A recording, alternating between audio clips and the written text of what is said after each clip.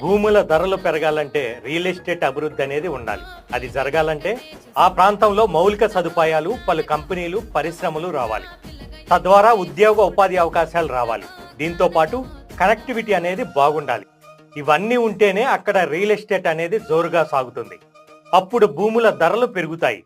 హైదరాబాద్లో IT, automobile, pharma ఇలా అనేక రంగాలకు సంబంధించిన కంపెనీలు, ఇండస్ట్రియల్తో ఉద్యోగ ఉపాధి అవకాశాలు ఉన్నాయి. దీంతో హైదరాబాద్లో రియల్ ఎస్టేట్ అనేది భారీగా పెరిగిపోయింది. అయితే హైదరాబాద్ లానే మరొక చోట పారిశ్రామిక సిటీని డెవలప్ చేసేందుకు తెలంగాణ ప్రభుత్వం సిద్ధమైంది. Outer ring road, regional ring road మధ్య పారిశ్రామిక సిటీని నిర్మించేందుకు తెలంగాణ ప్రభుత్వం సిద్ధమైంది. పారిశ్రామిక సిటీ ఏర్పాటుతో ఉద్యోగ ఉపాధి అవకాశాలు పెరుగుతాయి. దీంతో outer ring road, regional ring road ప్రాంతంలో రియల్ ఎస్టేట్ బాగా పెరుగుతుంది. Regional ring road, outer ring రోడ్ల సమీపంలో 25,000 ఎకరాల్లో పారిశ్రామిక సిటీని ఏర్పాటు చేయాలని